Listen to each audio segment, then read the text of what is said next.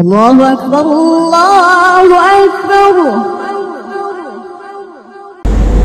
আজকে আমাদের 22তম পর্ব সূরা আন-নিসার 150 নম্বর আয়াত থেকে। সূরা আন-নিসার 150 নম্বর আয়াত। এই আয়াতে আল্লাহ তাআলা আলোচনা করেছেন ওই সমস্ত কাফেরদের ব্যাপারে যারা আল্লাহ এবং তার রাসূলের মধ্যে পার্থক্য তৈরি করে, রাসূলদের মধ্যে পার্থক্য তৈরি করে, এবং যারা আল্লাহর পক্ষ থেকে আসা কিছু বিষয় মেনে নেয় আর কিছু বিষয় মেনে নেয় না। এই দুইয়ের মাঝখানে যারা থাকে এদের প্রকৃত পরিচয় এবং এদের পরিণতি আল্লাহ রাব্বুল আলামিন এই আয়াতগুলিতে আলোচনা করেছেন।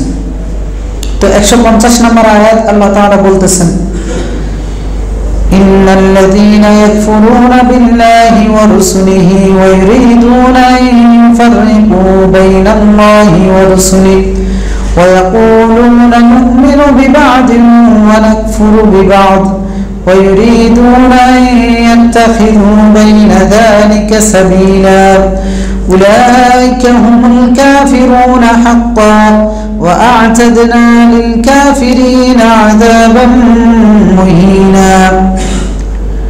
আল্লাহ তাআলা এই দুইটা আয়াতের মধ্যে আল্লাহ রাব্বুল আলামিন বলতেছেন 150 এবং 151 সূরা আন-নিসা, যে ইন্নাল্লাযীনা ইয়াকফুরুনা বিল্লাহি ওয়া রাসূলিহি, যারা আল্লাহ এবং তার রাসূলের সাথে কুফরি করে। কিভাবে? ওয়া ইউরিদুনা আন ইউফাররিকু বাইনাল্লাহি ওয়া রাসূলিহি, তারা পার্থক্য করে আল্লাহ এবং তার রাসূলের মধ্যে, রাসূলগণের মধ্যে। ওয়া ইয়াকুলুনা নু'মিনু বিবা'দিন ওয়া নাকফুরু বিবা'দ, আর তারা বলে আমরা কারো প্রতি ঈমান আনি আবার কারো প্রতি ঈমান আনি না, কাউকে আমরা মানি কাউকে আমরা মানি না। ওয়া ইউরিদুনা আন ইয়াত্তাখিযু বাইনা যালিকা সাবিলা, তারা এমন একটা রাস্তা চায় যে রাস্তা এই দুইটার মাঝখান দিয়ে চলতে পারে। আল্লাহ তাআলা বলতেছেন উলাইকা হুমুল কাফিরুনা হাক্কান, এরাই হচ্ছে সত্যিকারের কাফের। ওয়া আ'তাদনা লিল কাফিরিনা আযাবান মুহিনা, এই কাফেরদের জন্য আমি যন্ত্রণাদায়ক শাস্তি তৈরি করে রেখে দিয়েছি। অতীতে যেহেতু যে সময় এই আয়াত নাজিল হয়েছে সেই সময়ের প্রেক্ষাপট আলোচনা করে এরপরে আমরা আমাদের জীবনের সাথে এটার সম্পৃক্ততা খুঁজব। তো সেই সময় ইহুদি এবং খ্রিস্টানরা, আল্লাহ তাআলা বলেছেন ওরা কাফের যারা আল্লাহ এবং তার রাসূলের মধ্যে পার্থক্য তৈরি করে। ইহুদি এবং খ্রিস্টানদের এই নীতিটা ছিল, নবীদের প্রতি ঈমান আনার ক্ষেত্রে কিছু নবীকে তারা বিশ্বাস করত, আবার কিছু নবীকে তারা বিশ্বাস করত না। বিশেষ করে ইহুদিরা মুসা আলাইহিস সালাম এবং তাওরাতের প্রতি তারা ঈমানদার ছিল। তার পরবর্তীতে আসা নবী ঈসা আলাইহিস সালামকে তারা নবী হিসেবে মানত না, এবং তার উপর নাজিল হওয়া গ্রন্থ ইনজিলকে আল্লাহর কিতাব হিসেবে তারা মানত না। এরপরে খ্রিস্টানরা একইভাবে তারা ঈসা আলাইহিস সালামের প্রতি ঈমান এনেছিল, ইনজিলের প্রতি ঈমান এনেছিল, মুসা আলাইহিস সালামের উপর নাজিল করা তাওরাতের উপরে ঈমান আনে নাই, এবং মুসা আলাইহিস সালামকে নবী হিসেবে মানে নাই। তো এরা যখন মুহাম্মদ সাল্লাল্লাহু আলাইহি সাল্লাম নবী হলেন, তার উপর কোরআন নাজিল হলো, ওই পুরাতন চরিত্রটা তারা আবার দেখালো। ইহুদিরা খ্রিস্টানদের ক্ষেত্রে অর্থাৎ ঈসা আলাইহিস সালামকে যেভাবে অস্বীকার করেছে, ইনজিলকে যেভাবে অস্বীকার করেছে, অনুরূপভাবে মুহাম্মদ সাল্লাল্লাহু আলাইহি সাল্লামকেও নবী হিসেবে মানত না, তার উপর নাজিল হওয়া কোরআনকেও আল্লাহর কিতাব হিসেবে তারা মানত না। কিন্তু তাদের উপরে নাজিল হওয়া তাওরাতকে মানত, মুসা আলাইহিস সালামকে নবী হিসেবে মানত। তার মানে কিছু নবীকে মানছে, কিছু নবীকে মানে নাই। আল্লাহর পক্ষ থেকে আসা কিতাব একটাকে মানছে, আরেকটাকে মানে নাই। খ্রিস্টানরা অনুরূপ। তো এগুলোর কারণ ছিল তাদের ঈমানের যে ভিত্তিটা ছিল, সেই ভিত্তিটা হচ্ছে নিজেদের ইচ্ছা, নিজেদের খেয়াল খুশি। এরপরে সামাজিক যে প্রথা, সেইগুলো, নিজেদের সামাজিক মর্যাদা, এগুলোর ভিত্তি ছিল তাদের ঈমান। জাতিগত প্রথা, খ্রিস্টান জাতি, ইহুদি জাতি, এরপরে জাতিগত ঐতিহ্য, পূর্বপুরুষদের থেকে বাপদাদার থেকে পাওয়া আদর্শ, এই সমস্ত বিষয়গুলোর ভিত্তিতে তারা বিচার ফায়সালা করত, তাদের নীতি ঠিক করত, তাদের আকীদা বিশ্বাস ঠিক করত। তো এই জন্যই তারা নবী এবং রাসূলদের মধ্যে পার্থক্য করেছিল। আল্লাহ তাআলা সূরা যুখরাফের 22 নম্বর আয়াতে বলেছেন এই কাফেরদের এই নীতির কথা, যে বাল ক্বালু ইন্না ওয়াজাদনা আবানা, তারা বলতো যে আমরা আমাদের পিতা মাতা অথবা আমাদের পূর্বপুরুষদেরকে পেয়েছি আলা উম্মাতিন, যে আদর্শের উপর, ওয়া ইন্না আলা আথারিহিম মুহতাদুন, আমরা সেই আদর্শের অনুসারী। তো এইগুলো তাদের ইমানের ভিত্তি ছিল। এই ভিত্তিতে নবীদের প্রতি তারা ইমান আনতো, যার কারণে কিছু নবীদেরকে অস্বীকার করতো। যেমন সূরা বাকারার 87 নম্বর আয়াতে আল্লাহ তাআলা উল্লেখ করেছেন, জাফাকুল্লামা জাআকুম রাসূলুম বিমা লা তাহওয়া আনফুসুকুম ইস্তাকবারতুম, যখনই আল্লাহর পক্ষ থেকে কোনো রাসূল এসেছে, বিষয়টা এমন নয় যে শুধু এই দুইজন নবী, তাদের সময় অন্য কোনো নবী হলেও যখনই আল্লাহর পক্ষ থেকে কোনো নবী এসেছে তখনই তারা মন মতো না হলে ইস্তাকবারতুম, গর্বের সাথে, অহংকারের সাথে, দাম্ভিকতার সাথে তাকে প্রত্যাখ্যান করতো। ফাফারিকাম কাযযাবতুম, একদল বলতো যে এটা মিথ্যুক, নবীদেরকে মিথ্যা প্রতিপন্ন করতো, আরেকদল নবীদেরকে হত্যা করে ফেলতো। অর্থাৎ যাদের ক্ষমতা ছিল না তারা বলতো মিথ্যাবাদী, আর যাদের ক্ষমতা ছিল তারা ডাইরেক্ট নবীকে হত্যাই করে ফেলতো। এই জঘন্য কাজগুলো তারা নবীদের ক্ষেত্রে করেছে। তো নবীদের মধ্যে এইভাবে পার্থক্য জাতিগতভাবে ইহুদিরা করেছে, খ্রিস্টানরা করেছে, আবার কেউ কেউ ব্যক্তিগতভাবেও করেছে। ব্যক্তিগতভাবে মানে হচ্ছে ব্যক্তিগতভাবে নবী একজনকে মানছে আরেকজনকে মানে নাই। তো এইটা জাতিগতভাবে হতে পারে, আবার ব্যক্তিগতভাবে হতে পারে। যেমন সামিরি, মুসা আলাইহিস সালামের সময় যে গরুর বাছুরটাকে তৈরি করেছিল এবং মানুষকে গরুর বাছুর পূজা করার জন্য বলেছিল, ওই ব্যক্তির নাম হচ্ছে সামিরি। তো এই সামিরি মুসা আলাইহিস সালামকে নবী হিসেবে মানত, কিন্তু তার পরবর্তীতে যিনি নবুয়ত মুসা আলাইহিস সালামের জায়গায় স্থলাভিষিক্ত হয়েছিলেন, মুসা আলাইহিস সালামের ভাগিনা, ওনার বোনের ছেলে ইউশা ইবনে নুন, সেই ইউশা ইবনে নুনকে নবী হিসেবে মানত না। তো এটা ব্যক্তিগতভাবেও হতে পারে, জাতিগতভাবেও হতে পারে। কেন বললাম যে ব্যক্তিগতভাবেও হতে পারে? কারণ বর্তমানে জাতিগতভাবে তো মুহাম্মদ সাল্লাল্লাহু আলাইহি সাল্লামকে নবী হিসেবে মানা হচ্ছে না, এরকম দৃষ্টান্তের অভাব নাই। ইহুদি, খ্রিস্টান, অন্যান্য যারা আছে তারা আছে। আবার ব্যক্তিগতভাবে মুসলিম জনগোষ্ঠীর মধ্যেও একদল রাসূল সাল্লাল্লাহু আলাইহি সাল্লামকে নবী হিসেবে মানতে পারতেছে না। এরা কারা? কাদিয়ানী আছে, এরকম বিভিন্ন ফেরকা যারা ভণ্ড নবুয়তের দাবিদার, এরাও আছে। তার পাশাপাশি নবীকে মানা মানে শুধু এটা নয় যে নবীকে আমি মেনে নিলাম, নবীর যে আদর্শ, নবীর পক্ষ থেকে আসা যে জ্ঞান, সেইগুলো না মানা মানে হচ্ছে নবীকে না মানা। তো এই বিচারে আমাদের মধ্যে অনেক বেশি পরিমাণে আছে যারা নবুয়তকে মানে না, নবীর প্রতি ইমান আনা হয় নাই যাদের। এটা হচ্ছে যেমন আহলে কোরআন আছে, এই আয়াতটার ভিত্তিতে ওদের দৃষ্টান্তটা দেওয়া যায়। আল্লাহ তাআলা বলেছে ইউরিদুনা ইউফাররিকু বাইনাল্লাহ, তারা চায় পার্থক্য তৈরি করতে আল্লাহর মধ্যে, ওয়া রাসূলিহি, তার রাসূলগণের মধ্যে। আল্লাহর মধ্যে মানে কি? আল্লাহর পক্ষ থেকে যা এসেছে সেটার মধ্যে পার্থক্য। আল্লাহর পক্ষ থেকে কোরআন এসেছেন, আল্লাহর পক্ষ থেকে রাসূলগণ প্রেরিত হয়েছেন। রাসূলদেরকে কে প্রেরণ করেছে? আল্লাহ তাআলা প্রেরণ করেছেন। আল্লাহ তাআলা মানব জাতির মধ্য থেকে রাসূলদেরকে বাছাই করেছেন। তো সেজন্য কোনো ব্যক্তি যদি শুধু বলে যে আল্লাহর পক্ষ থেকে কোরআন আসছে এটা মানি, রাসূলকে মানি না বা রাসূলের সুন্নাহ মানি না, সেও আল্লাহ এবং তার রাসূলের মধ্যে পার্থক্য করে ফেলেছে, যার কারণে সেও উলাইকা হুমুল কাফিরুনা হাক্কা, সত্যিকারের কাফেরে পরিণত হয়ে গেছে। তা আমাদের সমাজে যে একটা ফেরকা নতুনভাবে বের হয়েছে আহলে কোরআন আমরা যেটাকে বলি থাকি, যারা বলে যে আমরা কোরআনে যা পাবো সেটা মানবো, কোরআনের সাথে যেটা মিলবে সেটা মানবো, হাদিসে যেটা আছে সেটা যদি কোরআনের সাথে মিলে তাহলে মানবো, যদি না মিলে তাহলে মানবো না। তো এই যে এটা কি পার্থক্য হয় নাই আল্লাহ এবং তার রাসূলের মাঝে? আল্লাহর পক্ষ থেকে আসছে কোরআন, আপনি সেটা মানতেছেন, রাসূলের পক্ষ থেকে আসছে সুন্নাহ, সেটা মানবেন না।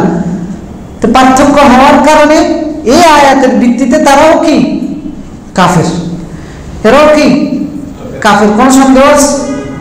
যদি সন্দেহ থাকে আপনার নিজেরই ইমান থাকবে না। কোন কাফেরের কুফরির ব্যাপারে যদি একবার সন্দেহাতীতভাবে প্রমাণিত হয় তার এটা কুফরি, আর আপনি যদি ওই কুফরিকে সন্দেহ করেন আপনার ইমান নাই। অর্থাৎ কুফরের ক্ষেত্রে কোনো ডাউট থাকতে পারবে না। তো সেজন্য এরাও কাফের, কারণ আল্লাহর পক্ষ থেকে যা এসেছে কোরআন, রাসূলের পক্ষ থেকে যেটা এসেছে সেটাও আল্লাহর পক্ষ থেকে এসেছে। আল্লাহ তাআলা কোরআনের বিভিন্ন জায়গায় বলেছেন, যেটাকে তারা মানে আল্লাহর পক্ষ থেকে আসা হিসাবে, সেটার মাধ্যমে আল্লাহ জানিয়েছেন রাসূলের পক্ষ থেকে যেটা এসেছে সেটাও আমার পক্ষ থেকে এসেছে। সূরা আন-নাজমের মধ্যে আল্লাহ তাআলা বলেছেন, ওয়া মা ইয়ানতিকু আনিল হাওয়া ইন হুয়া ইল্লা ওয়াহয়ুন ইউহা, যে এই রাসূল তিনি নিজের থেকে বানিয়ে কোনো কথা বলেন না। ইন হিয়া ইল্লা ওয়াহয়ুন ইউহা, ইন হুয়া ইল্লা ওয়াহয়ুন ইউহা, তিনি যেটাই বলেন সেটাই কি ওহী, তাকে ওহী করা হয়েছে। এরপরে সূরা আন-নাহলের 44 নম্বর আয়াতে বলেছেন, ওয়ানজালনা ইলাইকা যিকর, আমি আপনার উপর জিকির নাযিল করেছি। এই জিকির দ্বারা কি বুঝিয়েছেন? কোরআন বুঝিয়েছেন। লিতুবাইয়ানা লিন-নাস, কেন নাযিল করেছেন? লিতুবাইয়ানা লিন-নাস, মানুষের জন্য আপনি এটা বয়ান করে দিবেন। এর দ্বারা বোঝা যাচ্ছে যে রাসূলুল্লাহর সুন্নাহ হচ্ছে কোরআনের বয়ান। তো কোরআনের বয়ান রাসূলুল্লাহকে কে শিক্ষা দিয়েছেন? এটা আল্লাহ কোথায় বলেছেন? কোরআনে আল্লাহ তাআলা বলে দিয়েছেন। সূরা কিয়ামার মধ্যে বলেছেন যে ইন্না আলাইনা জামাআহু কুরআনা ফাইদা ক্বারানাহু ফাত্তাবি' কুরআনা সুম্মা ইন্না আলাইনা বায়ানা, যে কোরআন একত্রিত করার দায়িত্ব আমার। ফাইদা ক্বারানাহু ফাত্তাবি' কুরআনা, যখন আপনার কাছে এটা তেলাওয়াত করা হবে আপনি সেটাকে ফাত্তাবি' কুরআনা, সেই তেলাওয়াতকে অনুসরণ করুন। সুম্মা ইন্না আলাইনা বায়ানা, এটার বায়ান শিক্ষা দেওয়া, বর্ণনা শিক্ষা দেওয়া আমার দায়িত্ব। রাসূলের উপর আল্লাহ কোরআন নাযিল করেছেন, বলেছেন আপনি এটা মানুষকে বর্ণনা করে দিবেন। তো সেই বর্ণনা রাসূলকে কে শিক্ষা দিয়েছেন? আল্লাহ শিক্ষা দিয়েছেন। তো কাজেই রাসূলের এই সুন্নাহ, এটা কি রাসূলের পক্ষ থেকে আসছে না আল্লাহর পক্ষ থেকে আসছে? আল্লাহর পক্ষ থেকে আসছে। সুতরাং রাসূল যত বিষয় বলেছেন সবগুলোই আল্লাহর পক্ষ থেকে আসছে। আল্লাহ তাআলা কোরআনে সালাতের কথা বলেছেন, যাকাতের কথা বলেছেন, এগুলোর ধরন, ভঙ্গন, স্থান, কাল, পাত্র, এগুলোর বিবরণ আল্লাহ তাআলা দেন নাই, কিন্তু রাসূলের সুন্নাহ এগুলো দিয়েছে। তো সেজন্য এটাই হচ্ছে বায়ান, এটাকে বলা হয় থাকে বায়ান, অর্থাৎ রাসূলের সুন্নাহ হচ্ছে কোরআনের বায়ান। তো এখন এই বায়ানকে যে অস্বীকার করবে সে মূলত কোরআনকে অস্বীকার করতেছে, কারণ কোরআনের বায়ানের বর্ণনা দেওয়া হয়েছে, রাসূলের বর্ণনা দেওয়া হয়েছে। তাহলে কোরআনকে অস্বীকার করা, রাসূলকে অস্বীকার করা, রাসূলকে অস্বীকার করা, কোরআনকে অস্বীকার করা একই জিনিস, এই জন্যই এরা কাফের। তো এই যে মানুষ যারা কোরআন মানে, অথবা আমরা হাদিস যেটা কোরআনের সাথে মিলে না বা ওদের কাছে অসঙ্গতিপূর্ণ মনে হয়, এই কারণে ওরা মানে না, এদের সমস্যাটা কি? এক হচ্ছে এদের সমস্যা হচ্ছে এরা কোরআন বুঝতে চেষ্টা করেছে নিজের জ্ঞান দিয়া, উত্তরাধিকার সূত্রে প্রাপ্ত জ্ঞানের কাছে এরা ধারস্থ হয়নি। উত্তরাধিকার সূত্র কোন জ্ঞান? অর্থাৎ রাসূলুল্লাহ থেকে সাহাবীরা গ্রহণ করেছেন, সাহাবীর থেকে তাবেঈনরা গ্রহণ করেছেন, তাবেঈন থেকে পরবর্তী আইম্মারা গ্রহণ করেছেন, পরবর্তী আইম্মাদের থেকে তাদের ছাত্ররা, এইভাবে আস্তে আস্তে আমাদের পর্যন্ত এসেছে। তা আমাদের পর্যন্ত আসার পরে আমরা যারা কোরআন তাফসীর করতে গিয়ে বা কোরআন মানুষকে বলতে গিয়ে ওই সমস্ত ব্যক্তিদের উদাহরণ, তাদের দৃষ্টান্তগুলো তুলে ধরব, সেটাই হচ্ছে সঠিক জ্ঞান। কিন্তু এরা কি করে? তাদের বক্তব্য না নিয়ে নিজের মতো বুঝতে চেষ্টা করে। এখন নিজের আকলের দুর্বলতার কারণে তার মাথায় ঢুকে না, এবারে বলে যে এটা হাদিসের সাথে মিলে না, এটা এই হাদিস এটার সাথে মিলে না। এটা একটা কারণ যে এদের দুর্বলতা। এরপর আরেকটা কারণ হচ্ছে যে মানুষের জ্ঞানের, যে যত জ্ঞানী হোক তার জ্ঞানের দুর্বলতা রয়েছে। তো সেই দুর্বলতার কারণে অনেক কিছুই আমরা উপলব্ধি করতে পারবো না। আল্লাহ তাআলা ওই রকম কিছু বিষয় কোরআনের মধ্যে দিয়েছেন, আল্লাহ তাআলা বলেছেন সেইগুলোর ক্ষেত্রে মাথা নত করে দিবে গভীর জ্ঞানী যারা, এরা না বুঝলেও যে আল্লাহর পক্ষ থেকে আসছে, মেনে নিয়েছে। বুঝে আসে নাই আমার জ্ঞানের দুর্বলতা। আমাদের জ্ঞানের দুর্বলতা আছে নাকি নাই? আছে।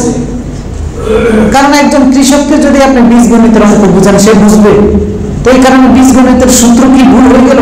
এখন কৃষক যদি ঢোল পিটাইয়া বলে যে এই অঙ্ক ঠিক নেই, এই অঙ্ক ঠিক নেই, তাহলে কি এটা ব্যাঠিক হয়ে গেল? কারণ সে বিশেষজ্ঞ নয়, এই বিষয়ে সে জান না, এই বিষয়ে তার পড়াশোনা নাই, এই বিষয়ে বিশেষজ্ঞ যারা তাদের কাছে সে যায় নাই। ঠিক আহলে কোরআন যারা রয়েছে, যারা হাদিস মানে না, এদের এই একটা আরেকটা রোগ, যেটা বড় আনন্দের ধারস্থ হয় না। যে কোনো বিষয়ে সমস্যার সম্মুখীন হবে, এটার জন্য তারা সেটার ধারস্থ হয় না। এরপরে আরেকটা রোগ হচ্ছে কোরআনের মধ্যে উসুল আছে, তাফসীরের উসুল আছে। ফিকার উসুল আছে, হাদিসের উসুল আছে, এই উসুলগুলো সম্পর্কে এরা একদম 0% জানে না। উসুল মানে হচ্ছে কি, কোরআনের ক্ষেত্রে অনেকগুলো আয়াত আছে যে আয়াত পরের আয়াতকে রহিত করে দিয়েছে, অথবা এরকম অনেকগুলো বিষয় আছে যে কোরআনের আয়াত হাদিস রহিত করে দিয়েছে, অথবা কোরআনের আয়াত রহিত হয়ে গেছে, হুকুম রয়ে গেছে, যেটাকে নাসিখ মানসুখ বলা হয় থাকে, অর্থাৎ আগের হুকুম পরের আয়াতের মাধ্যমে রহিত করে দেওয়া হয়েছে। এখন দেখা যাবে যে এরা পরের আয়াত করে, এই যে একটা বুঝার ক্ষেত্রে যে এখানে একটা ঝামেলা আছে, তো এগুলো উসুল না জানাবে, এভাবে নানান কারণে এরা সঠিকভাবে কোরআনটা বুঝতে পারে না, হাদিসগুলো বুঝতে পারে না, যার কারণে অস্বীকার করে ফেলেন। তো এটা মূলত হচ্ছে যে তার ভিতরের যে লুকানো চরিত্র সেইটা ফুটে উঠতেছে এই কোরআনের মাধ্যমে। তো এখন রাসূলুল্লাহ সাল্লাল্লাহু আলাইহি সাল্লাম এই লোকগুলোর ব্যাপারে যারা একসময় বের হয়ে বলবে যে আল্লাহর কোরআনে যা পাইছি তা মানি, হাদিসের গুলো মানি না, এরকম লোক এরকম বের হবে রাসূল সাল্লাল্লাহু আলাইহি সাল্লাম 1400 বছর আগে আমাদেরকে সতর্ক করে দিয়েছিলেন।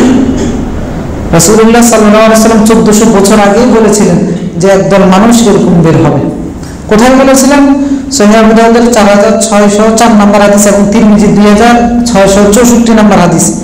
সেখানে রাসূলুল্লাহ সাল্লাল্লাহু আলাইহি সাল্লাম বলতেছেন যে আলা হাল আসা রাজুলুন ইয়াবলুগুহু আল হাদিস আননি, যে সাবধান, এমন একজন লোক বের হবে যার কাছে, মানে একজন বলেছেন মানে যারা এই কাজগুলো করবে তাদের সবাই উদ্দেশ্য যে তার কাছে আমার হাদিস, আমার পক্ষ থেকে হাদিস পৌঁছানো হবে, অর্থাৎ আমার পক্ষ থেকে কোনো আদেশ নিষেধ হাদিসের মাধ্যমে কোরআনে নয়, এরকম কোনো বিষয় তার কাছে পৌঁছানো হবে, পৌঁছবে। আলা আরিকাতিহি, সে তার সোফার মধ্যে এসির রুমে হেলান দিয়ে বসে থাকবে, কারণ কোরআন অস্বীকারী এটি সবই চেয়ারের মধ্যে খুব সবগুলো বেশিরভাগ হচ্ছে জেনারেল শিক্ষিত, দীর্ঘদিন পড়াশোনা করছে, ইঞ্জিনিয়ার, ডাক্তার, এই টাইপের লোক। দেখেন গিয়ে তার অফিসে বসে, চেয়ারে বসে, দামি দামি চেয়ারের মধ্যে বসে এই ফতোয়াগুলো দিতেছে। তো আল্লাহ রাসূল বলেছে ওয়া মুত্তাকিউনা আলা আরিকাতিহি, সে তার সিংহাসনে অর্থাৎ তার চেয়ারে সোফার মধ্যে বসে থাকবে, ফায়াকুল, এবং বলবে বাইনানা ওয়া বাইনাকুম কিতাবুল্লাহ, যে তোমাদের মধ্যে আমাদের মধ্যে পার্থক্য হচ্ছে আল্লাহর কিতাব। কিভাবে? ফামা ওয়াজাদনা ফীহি হালালান ইস্তাহলালনাহু, সুতরাং আল্লাহর কিতাবে যেটা হালাল পাবো সেটাই হালাল, আল্লাহর কিতাবে যেটা হালাল পাই নাই সেটা হাদিসে যতই হালাল থাকুক সেটা হালাল মানবো না। ওয়ামা ওয়াজাদনা ফীহি হারামান হারামনাহু, আল্লাহর কিতাবে যদি হারাম পাই সেটাকে হারাম হিসাবে মানবো, আর আল্লাহর কিতাবে যদি হারাম না পাই তাহলে সেটাকে আমরা হারাম হিসাবে মানবো না। আল্লাহর কিতাব কি কুত্তা হারাম করেছে? হ্যাঁ, তো এরা কুত্তাকে হারাম হিসাবে মানা উচিত নাকি হালাল হিসাবে মানা উচিত? এইভাবে আরো অনেকগুলো বিষয় আছে, এরা বলতেছে যে আল্লাহর কিতাবে পাইলে মানব। ওয়াইন মা হাররামা রাসূলুল্লাহ সাল্লাল্লাহু আলাইহি ওয়াসাল্লাম, তো রাসূলুল্লাহ বলতেছেন যে মা হাররামা রাসূলুল্লাহ আলাইহি ওয়াসাল্লাম কামা হাররামাল্লাহ, আল্লাহ যেভাবে হারাম করেছেন রাসূলুল্লাহ সেভাবে হারাম করেছেন, অর্থাৎ হারাম করার ক্ষমতা রাসূলুল্লাহকে দেওয়া হয়েছে, যেভাবে হারাম করার ক্ষমতা আল্লাহর কাছে ছিল। দেখেন আল্লাহ তার রাসূলুল্লাহ তার হাদিসের মধ্যে কোনোটা যদি হারাম বলে থাকেন, কোনোটা যদি হালাল বলে থাকেন, সেটা কোরআনের মধ্যে না থাকলেও যেই হুকুম আল্লাহর ক্ষেত্রে প্রযোজ্য সেই হুকুম রাসূলুল্লাহর ক্ষেত্রে প্রযোজ্য, আপনি কোনো পার্থক্য করতে পারবেন না। যেটা আল্লাহ হারাম করে নাই রাসূলুল্লাহ হালাল করলে কি হয়েছে, এটা আল্লাহ হারাম করে নাই রাসূলুল্লাহ হারাম করলে কি হয়েছে, মানবো না আমি রাসূলুল্লাহ না, এই সুযোগ নেই।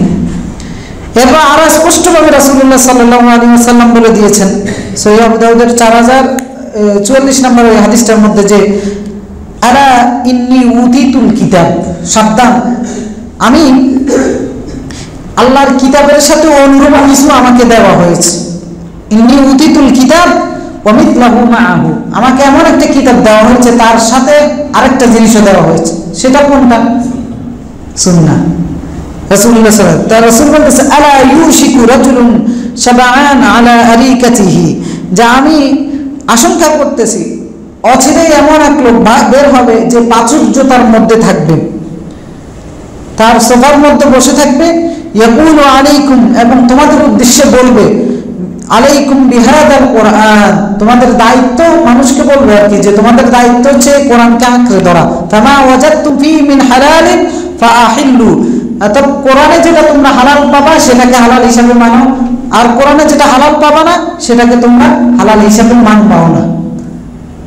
এরপর রাসূলুল্লাহ বলতেছেন যে আলা সাবধান, লা ইয়াহিল্লু লাকুম লাহমুল হিমারুল আহলি, তোমাদের জন্য হালাল নয় হিমারুল আহলি অর্থাৎ পালিত গাধা। জেব্রা যেটাকে আমরা বলি সেটা হচ্ছে বন্য গাধা, আর পালিত গাধার গোশত হারাম। তো এটা কি কোরআনে হারাম করেছে? কোরআনে তো হারাম করা হয়, রাসূলুল্লাহর সুন্নাহে হারাম করা হয়েছে। এখন আপনি যদি বলেন কোরআনে পাই নাই এই কারণে পালিত গাধাও জবাই করে খেয়ে ফেলবো, তাহলে আপনি পার্থক্য করে ফেলেছেন আল্লাহ এবং তার রাসূলের মধ্যে। কারণ এটা হারাম করেছেন কে? রাসূলুল্লাহ হারাম করেছেন। তো এবার উদাহরণস্বরূপ রাসূলুল্লাহ সাল্লাল্লাহু আলাইহি সাল্লাম বললেন আর কি যে এভাবে। তো সুতরাং যারা আল্লাহ রাসূলুল্লাহ 1400 বছর আগে এই মানুষগুলোর ব্যাপারে সতর্ক করেছেন, কেন করেছেন? যাতে করে এদের কথায় পরিচিত হয়ে আমরা যেন আল্লাহ এবং তার রাসূলের মধ্যে পার্থক্য না করি। এখন যারা এই পার্থক্য করতেছে, আল্লাহ তাআলা বলতেছেন উলাইকা হুমুল কাফিরুনা হাক্কা, এরাই সত্যিকারের কাফের। ওয়া আ'তাদনা লিল কাফিরিনা আযাবাম মুহিনা, এই কাফেরদের জন্য আল্লাহ লাঞ্ছনাকর শাস্তি আল্লাহ তৈরি করে রেখে দিয়েছেন, লাঞ্ছনাদায়ক শাস্তি আল্লাহ তাআলা তৈরি করে দিয়েছেন। সুতরাং নবী এবং রাসূলের মধ্যে পার্থক্য করা, শুধু নবীদের মধ্যে পার্থক্য হতে পারে যে আপনি অমুক নবীকে মানলেন না অমুক নবীকে মানলেন, এই পার্থক্যের মাধ্যমেও কাফের। আল্লাহ এবং তার রাসূলগণের মধ্যে পার্থক্য হতে পারে যে আল্লাহর বার্তা এটা মানি, রাসূলের বার্তা ওইটা মানি না। তো এই পার্থক্যের কারণেও কাফের হিসেবে পরিগণিত হবেন। তো একজন রাসূলকে মানেন আরেকজন রাসূলকে মানেন না, এই যদি এরকম পার্থক্য করা হয় তাহলে এরকম পার্থক্যের কারণেও মানুষ কাফের। কারণ আল্লাহ সমস্ত রাসূলকে প্রেরণ করেছিলেন কিসের জন্য? মানুষকে আল্লাহর দাসত্ব করার জন্য, এক আল্লাহর ইবাদত করার জন্য, এক ইলাহের ইবাদত করার জন্য। তো রাসূলদের মধ্যে যারা পার্থক্য করে এরা কেন ইমানদার নয়? কারণ সমস্ত রাসূলগণের দাওয়াত একটা ছিল, এজন্য রাসূলদের মধ্যে কোনো পার্থক্য করা যাবে না। রাসূলদের মধ্যে পার্থক্য কেন করা যাবে না? কারণ সমস্ত রাসূলের দাওয়াত একটাই ছিল, সমস্ত রাসূলগণ একটা কথা সবাইকে বলেছেন। শরিয়া ভিন্ন ছিল, কিন্তু একটা দাওয়াত আল্লাহর দিকে ডাকার ক্ষেত্রে সবাই একই ডায়লগ মেরেছে, সেটা হচ্ছে কি ইয়া কওমি ইবুদুল্লাহ মা লাকুম মিন ইলাহিন গায়রু, হে আমার কওম, হে আমার জাতি, এক আল্লাহর একমাত্র উপাস্য, একমাত্র ইলাহ যিনি, তার ইবাদত করো, যিনি ছাড়া আর কোনো ইলাহ নেই। এটা একবার কমনলি সমস্ত রাসূলগণ বলেছেন। যেমন ওয়ালাকাদ আরসালনা নূহান ইলা কওমি ফাকাল ইয়া কওমি ইবুদুল্লাহ মা লাকুম মিন ইলাহিন গায়রু, নূহ আলাইহিস সালাম তার কওমকে বলেছে তোমাদের আল্লাহ ছাড়া আর কোনো ইলাহ নাই, তার ইবাদত করো। এরপর দিও ইলা আদিন আখাহুম হুদা ক্বাল ইয়া কওমি ইবুদুল্লাহ মা লাকুম মিন ইলাহিন গায়রু, আদ জাতির কাছে পাঠানো হয়েছিল হুদ আলাইহিস সালামকে, তিনিও একই কথা বলেছেন যে কথা নূহ আলাইহিস সালাম বলেছেন। অনুরূপভাবে সামুদ জাতির কাছে পাঠানো হয়েছিল সালেহ আলাইহিস সালামকে, উনিও বলেছেন ইয়া কওমি ইবুদুল্লাহ মা লাকুম মিন ইলাহিন গায়রু। এরপরে শুআয়ব আলাইহিস সালামকে পাঠানো হয়েছিল মাদায়েনের অধিবাসীদের কাছে, উনিও সেখানে বলেছেন ইয়া কওমি ইবুদুল্লাহ মা লাকুম মিন ইলাহিন গায়রু, একই কথা সবাই বলেছেন। তো সেজন্যই কোন নবী এবং রাসূলের মধ্যে পার্থক্য করা যাবে না, কারণ সবাই একই দাওয়াত দিয়েছেন। আপনি যখন একজন নবীকে পার্থক্য করবেন, একজন নবীকে অস্বীকার করবেন, অটোমেটিকলি সমস্ত নবীকে অস্বীকার করা হয়ে যাচ্ছে। এজন্য আল্লাহ তাআলা বলেছেন কুযযিবা আসহাবুল হিজরিল মুরসালিন, কুযযিবা সামুদুল মুরসালিন, কুযযিবা আদুল মুরসালিন, অর্থাৎ আদ জাতিরা রাসূলকে অস্বীকার করেছে, রাসূলগণকে অস্বীকার করেছে, সামুদ জাতিরা রাসূলগণকে অস্বীকার করেছে, আসহাবুল হিজররা রাসূলগণকে অস্বীকার করেছে। তা আদ জাতির কাছে কয়জন রাসূল প্রেরণ করেছেন? আদ জাতির কাছে রাসূল কয়জন প্রেরণ করা হয়েছিল? একজন। সামুদ জাতির কাছে কয়জন? একজন। মাদায়েনের অধিবাসীদের কাছে কয়জন? একজন। কেন আল্লাহ বললেন তারা রাসূলদেরকে অস্বীকার করেছে? আল্লাহ তো বলতে পারতেন যে তারা এই রাসূলকে অস্বীকার করেছে, কিন্তু আল্লাহ বলেছেন না, সব রাসূলকে অস্বীকার করেছে। কারণ সমস্ত রাসূলদের দাওয়াত একটা ছিল, একজন রাসূলের দাওয়াতকে অস্বীকার করার কারণে অটোমেটিকলি সব রাসূলকে অস্বীকার করা হয়েছে। তো সেজন্য এই যে নবী এবং রাসূলের মধ্যে পার্থক্য করলে ইমানদার হতে হবে। কোন মুসলমানও যদি মুসা আলাইহিস সালামের প্রতি যে উনি ইহুদিদের নবী, এই কারণে একটু বিদ্বেষ রাখলাম, পার্থক্য তৈরি করলাম, তাহলে সে মুসলমান হতে পারবে না। কোন মুসলমান যদি যে বলে ঈসা আলাইহিস সালামকে খ্রিস্টানরা নবী হিসেবে মানে, এই জন্য আমি পার্থক্য করলাম, ওনাকে মানি না, বা ওনার প্রতি সন্দেহ করে বা ওনাকে হেয় প্রতিপন্ন করে, তাহলে সে ব্যক্তি মুসলমান হতে পারবে না। সুতরাং নবীদের মধ্যে পার্থক্য করা যাবে না। অনুরূপভাবে আল্লাহর পক্ষ থেকে যা আসছে সেটা নিয়ে রাসূলগণের মধ্যে পার্থক্য করা যাবে না। আপনি যখন মুহাম্মদ সাল্লাল্লাহু আলাইহি ওয়াসাল্লামের প্রতি ঈমান আনেন তখন অটোমেটিকলি সমস্ত রাসূলদের প্রতি ঈমান আনা হবে। এজন্য আল্লাহ তাআলা সূরা নিসার এই সূরার মধ্যে 171 নম্বর আয়াতে বলেছেন যে ইয়া আহলাল কিতাব লা তাগলু ফি দীনিকুম ওয়া লা তাকুলু আলাল্লাহি ইল্লাল হক। হে ইহুদি এবং খ্রিস্টানরা, তোমরা দ্বীনের ব্যাপারে বাড়াবাড়ি করো না, আল্লাহর ব্যাপারে সীমা লঙ্ঘন করে সত্য ছাড়া কোনো কথা বলো না। ইন্নামাল মাসীহু ঈসা ইবনে মারইয়াম রাসূলুল্লাহ ওয়া কালিমাতুহু। মাসীহ ঈসা হচ্ছেন ইবনে মারইয়াম হচ্ছেন আল্লাহর পক্ষ থেকে প্রেরিত রাসূল এবং তার কালিমা, অর্থাৎ আল্লাহর সিদ্ধান্ত। আলকাহা ইলা মারইয়াম ওয়া রূহুম মিন, আল্লাহ তাআলা মারইয়াম আলাইহিস সালামের কাছে নিক্ষেপ করেছিলেন ওয়া রূহুম মিনহু, এবং তার পক্ষ থেকে রূহ দিয়েছিলেন। ফাআমিনু বিল্লাহি ওয়া রাসূল, অর্থাৎ তোমরা আল্লাহর প্রতি ঈমান আনো এবং রাসূলগণের প্রতি ঈমান আনো। রাসূলগণের প্রতি ঈমান আনো মানে মুহাম্মদ সাল্লাল্লাহু আলাইহি সাল্লামের প্রতি ঈমান আনতে গিয়ে আল্লাহ তাদেরকে অর্ডার করছেন রাসূলগণের প্রতি ঈমান আনো। তার মানে মুহাম্মদ সাল্লাল্লাহু আলাইহি সাল্লামের প্রতি ঈমান আনলে অটোমেটিকলি সমস্ত রাসূলের প্রতি ঈমান আনা হবে। মুহাম্মদ সাল্লাল্লাহু আলাইহি সাল্লামকে অস্বীকার করা মানে হচ্ছে সব রাসূলকে অস্বীকার করা। তো সুতরাং এই আয়াতের মধ্যে সবচেয়ে বড় যে শিক্ষা বা আমাদের জন্য প্রযোজ্য যেটা, সেটা হচ্ছে যে হয়তো বা আমরা কোনো রাসূলকে পার্থক্য করি না, ইহুদি হোক, খ্রিস্টানদের নবী হোক, মুসা আলাইহিস সালাম হোক, ঈসা আলাইহিস সালামের ক্ষেত্রে আমরা রাসূলদের মধ্যে কোনো পার্থক্য করি না। এই ক্ষেত্রে হয়তো আমাদের মধ্যে ত্রুটি নাই, আলহামদুলিল্লাহ। কিন্তু এই ত্রুটিটা আমাদের মধ্যে আছে। অনেক ভাইরা আমাদের সাথে কথাবার্তা বলেন যখন, তখন দেখা যায় যে ওনারা প্রভাবিত হচ্ছেন।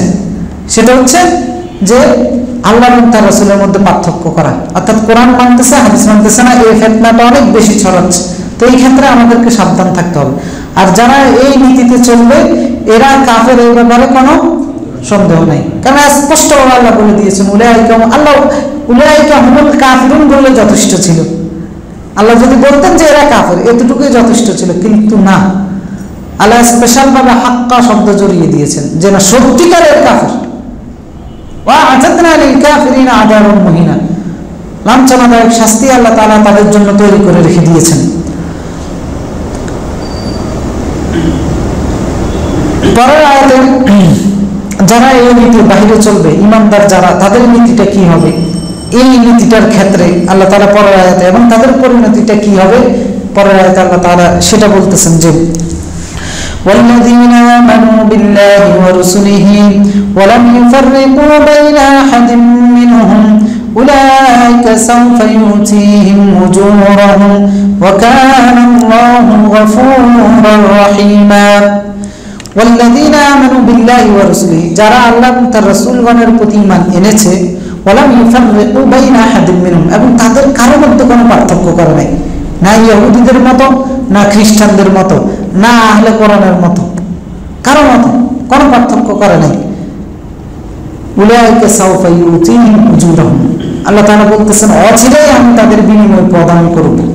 উজুরাহুম অর্থাৎ যে এই পার্থক্য না করে এই নীতির ভিত্তিতে চলার কারণে যে বিনিময় তারা পাওয়ার যোগ্য হয়েছে, অচিরেই আমি তাদেরকে সেটা দিয়ে দিব। ওয়া কানা আল্লাহু গফুরুর রহিমা, আল্লাহ তাআলা ক্ষমাশীল এবং দয়ালু। তো সেই বিনিময়টা কি? জান্নাত, যে ওয়াদা আল্লাহ তাআলা করেছেন তার রাসূলের সাথে, যে রাসূলের অনুসরণ করলে আল্লাহ তাআলা জান্নাত দিবেন। রব্বানা মা ওয়া'আদতানা আলা রাসূলিকা ওয়া লা তুখজিনা ইয়াওমাল কিয়ামা, হে আমাদের রব, আপনি আপনার রাসূলের কাছে যে ওয়াদা করেছেন আমাদেরকে সেটা দান করুন, কিয়ামতের দিন আমাদেরকে লাঞ্ছিত করবেন না। তো এই ওয়াদা আল্লাহ তাআলা মুমিনদের জন্য দিয়েছেন। তার মানে যারা এই নীতিতে চলবে, আল্লাহ এবং তার রাসূলের প্রতি ঈমান আনবে, আল্লাহ এবং তার রাসূলের মধ্যে কোনো পার্থক্য করবে না এবং রাসূলগণের মধ্যেও কোনো পার্থক্য করবে না, আল্লাহ তাআলা পরকালের বিনিময় কিয়ামতের ময়দানের লাঞ্ছনা থেকে তাদেরকে রক্ষা করবেন এবং পরকালের যে জান্নাত, সেই জান্নাতও আল্লাহ রাব্বুল আলামিন তাদেরকে দান করবেন। এর পরের আয়াতে ইহুদি এবং খ্রিস্টানরা রাসূল সাল্লাল্লাহু আলাইহি সাল্লামের দরবারে এসেছিল। এসে তারা রাসূল সাল্লাল্লাহু আলাইহি সাল্লামের প্রতি ঈমান না আনার জন্য একটা অজুহাত পেশ করল যে আগেরকার সব নবীরা তো আল্লাহর পক্ষ থেকে ডাইরেক্ট পুরো কিতাব নিয়ে এসেছেন, আপনি যদি আল্লাহর পক্ষ থেকে নবী এবং রাসূল হয়ে থাকেন তাহলে ওইরকম একটা কিতাব আনেন, এরপর তো আমরা মানব। তো আল্লাহ তাআলা সেই আলোচনা এর পরের আয়াতে করেছেন।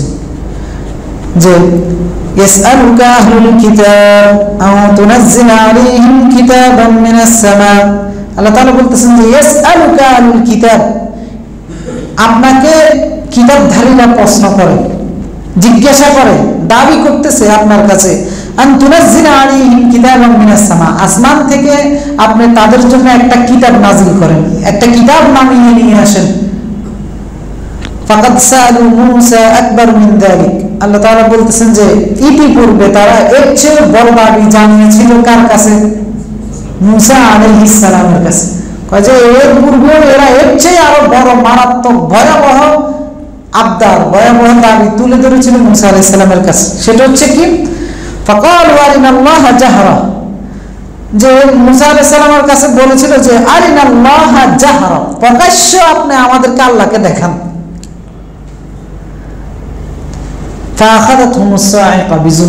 তাদের এই জুলুমের কারণে তাদেরকে পাকড়াও করেছিল প্রচন্ড একটা ধ্বনি।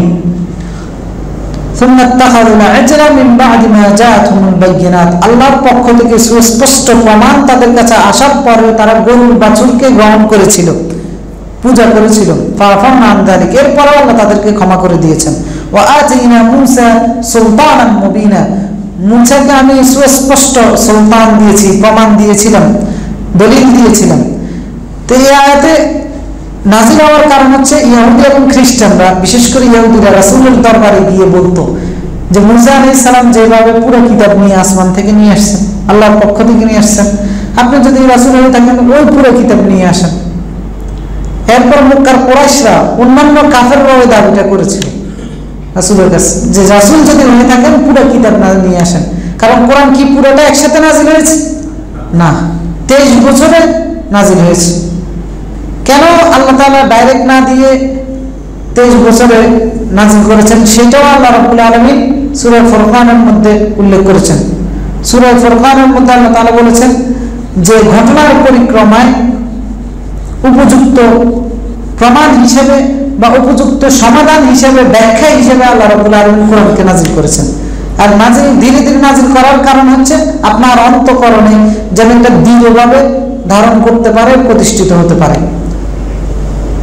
একসাথে দিয়ে দিলাম, তবে ধারণ করা কঠিন নাকি সহজ? কঠিন। যার কারণে তাওরাত এবং ইনজিলের হাফেজ আপনি একজনও পাবেন না দুনিয়াতে, একজনও নেই। কিন্তু কোরআনের অজস্র হাফেজ, কোটি কোটি হাফেজ এই জনের মধ্যে আছে। এমনকি আশ্চর্যজনক হাফেজও আছে, যে হাফেজ কম্পিউটারের চাইতেও দ্রুত সবকিছু বলতে পারে।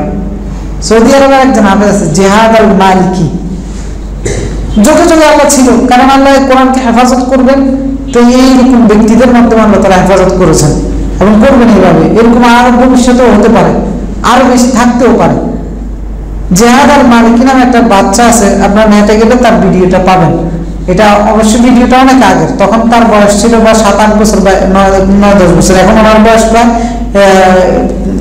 25 বছর বা এর চেয়ে বেশ কম।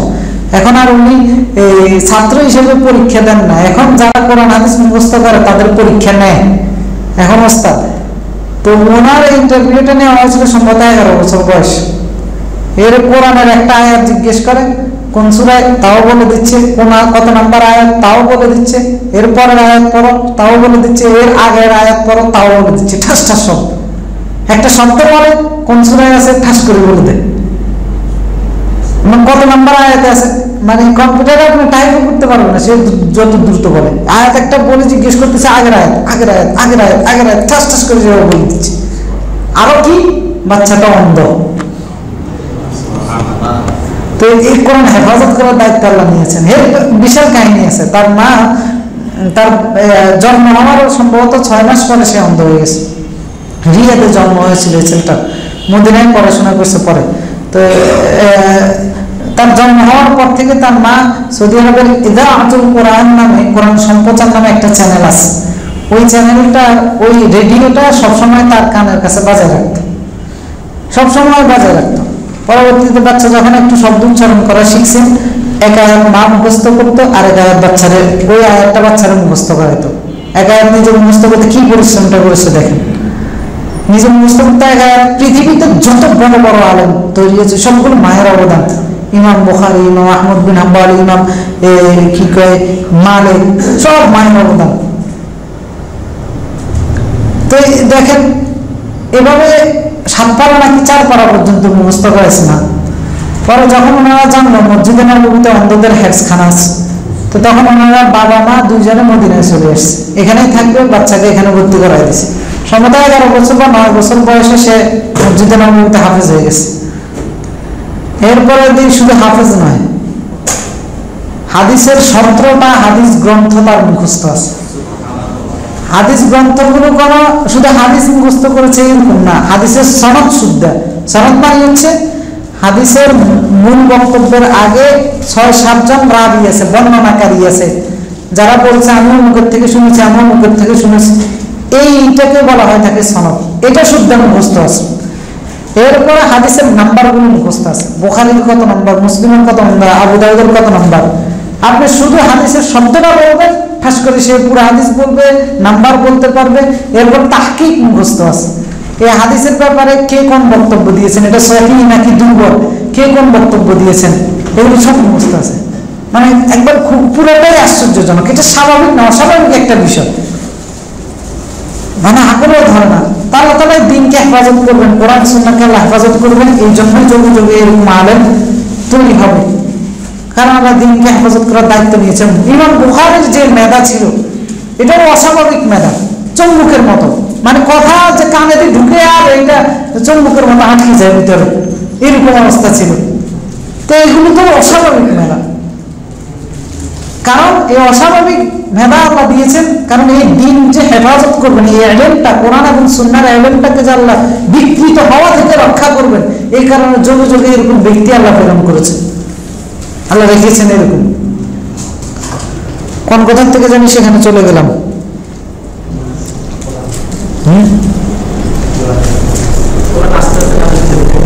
কোরআন আস্তে আস্তে নাজিল হওয়া, যে বলেছিলাম যে ধীরে ধীরে নাজিল হয়েছে হৃদয়ঙ্গম করার জন্য। তো আল্লাহ তাআলা তো একসাথে নাজিল করেন নাই কোরআনটা। তো ইহুদিরা এসে আল্লাহ রাসূলের কাছে জিজ্ঞেস করতেছে যে একসাথে একটা কোরআন নিয়ে আসে। তো এই একসাথে নিয়ে আসার যে প্রশ্নটা করা হয়েছে, এটা কি ঈমান আনার জন্য করা হয়েছে নাকি ঈমান না আনার জন্য করা হয়েছে? কারণ অনেক সময় প্রশ্ন এই জন্য করা হয় না, জানার জন্য করা হয় না, বরং প্রশ্নই করা হয় যাকে প্রশ্ন করতেছে তাকে ব্যর্থ প্রমাণ করার জন্য, অথবা তাকে তুচ্ছ তাচ্ছিল্য করার জন্য, অথবা তাকে অযোগ্য প্রমাণ করার জন্য। অনেক প্রশ্ন এই কারণে করা হয়, প্রশ্নকারীর প্রশ্ন দেখলে বোঝা যায়। তো তারা রাসূলকে প্রশ্ন এই জন্য করে নাই যে আপনি একটা কিতাব নিয়ে আসলে আমরা এরপরে ইমানদার হয়ে যাব। মূলত তারা প্রশ্নটা করেছে যে এইটাতে যদি কোনো রকম ব্যর্থ হয় তাহলে মানুষের কাছে বলবো যে এই কিতাবটা নিয়ে আসতে পারে নাই, কিসের কাছে, মানে এইরকম একটা উদ্দেশ্য নিয়ে তারা প্রশ্ন করেছে। এই জন্য আল্লাহ তাআলা বলতে ইয়াসআলুকা আহলুল কিতাব আন তুনাজ্জিলা আলাইহিম কিতাবান মিনাস সামা, আসমান থেকে একটা কিতাব নাযিল করে নিয়ে আসতে তারা আপনাকে প্রশ্ন করতেছে। আল্লাহ তাআলা বলতেছেন যে ফাকাদ সালু আকবার মিন যালিক, এইটু পূর্বে তারা এর চেয়ে বড় প্রশ্ন করেছিল। কাকে? মুসা আলাইহিস সালামকে। সেটা ছিল কি? আরিনাল্লাহ, আল্লাহরা দেখান আমাদেরকে, জাহরা, প্রকাশ্য আমরা আল্লাহকে দেখতে চাই। তো দেখেন যুগে যুগে সব কাফেরদের চরিত্রটা একই রকম ছিল। এরা নবী এবং রাসূলদেরকে অবান্তর কিছু প্রশ্ন করত, যেটা দিয়ে তাদের উদ্দেশ্য ছিল নবী এবং রাসূলদেরকে ব্যর্থ প্রমাণ করা। এখন এরকম প্রশ্নকারীর সংখ্যা বা ব্যক্তি বা এরকম প্রশ্ন কি আমাদের সমাজে নাই? বিশেষ করে নাস্তিক শ্রেণীর লোকেরা এই প্রশ্নগুলো বেশি করে। যে প্রশ্নগুলো তাদের কোনো করার উদ্দেশ্য এটা নয় যে সে সঠিকটা জানতে চায়, বরং তাদের উদ্দেশ্য হচ্ছে যাকে প্রশ্ন করেছি তাকে ব্যর্থ প্রমাণ করে জনগণকে দেখাবো যে এটার তো কোনো উত্তর দিতে পারে না, সুতরাং তার আদর্শ, তার দাওয়াত কিসের সঠিক। বিশেষ করে নাস্তিক শ্রেণীর লোকদের এরকম উদ্দেশ্য থাকে। তো এইরকম কিছু প্রশ্ন, অবান্তর প্রশ্ন মক্কার অন্যান্য কাফেররাও রাসূল সাল্লাল্লাহু আলাইহি ওয়াসাল্লামকে করেছিল। আল্লাহ তাআলা অনেক জায়গায় নিয়ে এসেছেন যে একসাথে কিতাব নিয়ে আসেন, এরপর আবার বলেছিল কাগজে লিখিত কিতাব নিয়ে আসেন, কাগজে লিখিত কিতাব। যেমন সূরা আনআমের 7 নম্বর আয়াতে আল্লাহ তাআলা উল্লেখ করেছেন ওয়ালাউ নাযালনা আলাইকা কিতাবান ফি কিরতাসিন, কাগজের মধ্যে লিখিত কোনো কিতাবও যদি আমি নাযিল করতাম, ফালামাসুহু বিআইদিহিম, তারা তাদের হাত দিয়ে যদি সেটাকে টাচও করত, লাকালাল্লাযীনা কাফারু ইন হাযা ইল্লা সিহরুম মুবিন, তখন কাফেরগুলো উজ্জ্বল দেখাতো যে এইটা তো জাদু ছাড়া আর কিছু না,